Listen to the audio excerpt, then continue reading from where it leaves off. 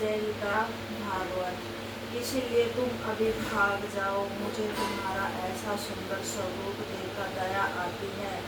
यह सुनकर श्री कृष्ण ने कहा कि हे नागपत्नी, तू मुझे बालक समझकर डरा रही हो। मैं जैसा बालक हूँ वह तुझे अभी मालूम हो जाएगा। तो नाग को शीघ्र जगा दो, मैं इसे नाच कर ले जाऊंगा। सोए हुए को मारना अधर्म कहा गया है, इसीलिए मैं इसे जगा देने को कह रहा हूँ। नागपत्नी ने उत्तर दिया कि हे बालक, तुझे छोटे मुँह से बड़ी बात कहना उचित नहीं है। इस कालिया नाग ने गरुड़ से युद्ध किया था, सो तेरी क्या भी साथ है।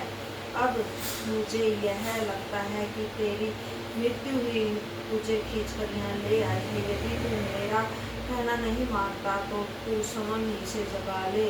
हे परीक्षित, नागपत्नी के मुख से ऐसे वचन सुनकर जैसे श्री कृष्ण जी ने उसे झिड़काते हुए अपने पाँव से उसकी पूंछ को दबाया, वैसे ही वह उठ खड़ा हुआ।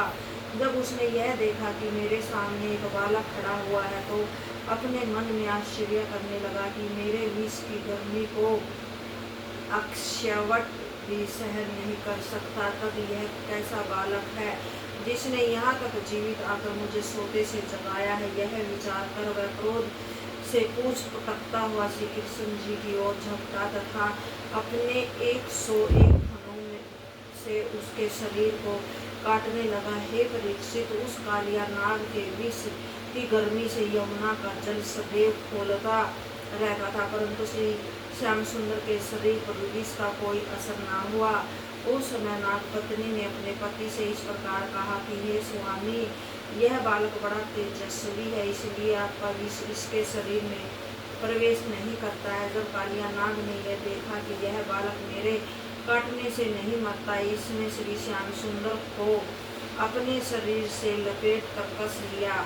उस समय नागपत्नी पछताती हुई अपने मन में यह कहने लगे कि देखो, यह सुंदर बालक मेरे कहने पर भी वापिस लौट कर नहीं गया, अब इसका बचना कठिन दिखाई दे रहा है। उसी समय कालिया नाग ने आयतन अभिमान में भरकर श्री मुरली मनोहर से इस प्रकार कहा कि हे बालक, तू मुझे नहीं जानता, मैं सांपों का राजा हूँ, अब तुझे यहाँ से जीवित नहीं जाने दूंगा। यह वचन सुनकर ग्रहहार श्री कृष्णचंद्र ने अपना शरीर ऐसे फुलाया कि कालिया नाग के सब अंग टूटने लगे।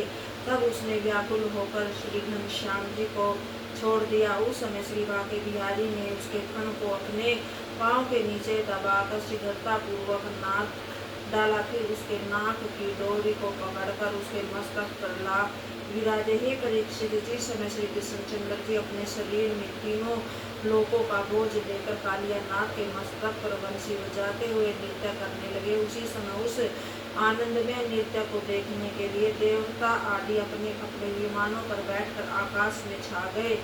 गंधर्व ने वाद बजाकर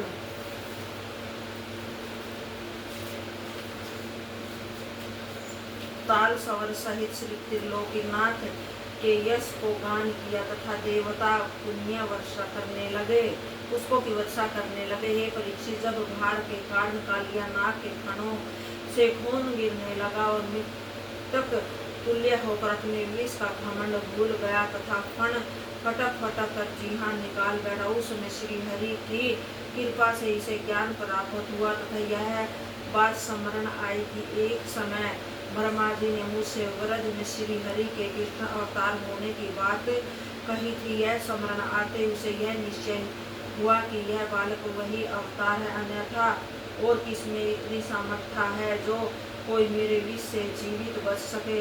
उसी समय कालिया नाग मन में पछताने लगे कि मुझसे बहुत बुरा कर्म हुआ है जो मैंने श्री त्रिलोकीनाथ के शरीर पर अपना फण फैलाया। यह बात मन में समझने के पश्चात कालिया नाग श्री कृष्ण जी के शरणगत हो पुकार कर इस प्रकार कहने लगे कि हे प्रभु, मैंने आपके स्वरूप को नहीं पहचाना था, सो आप मेरा अपराध अक्षमा करके मुझे अपनी शरण में ले लीजिए और जीवन दान देकर त्याग कीजिए। वह अपने कर्म का स्मरण करके लज्जावश कुछ स्तुति भी नहीं कर सका। जब त्रिलोकीनाथ ने यह देखा कि कालिया नाग का विमान टूट गया है। जय गीता भागवत।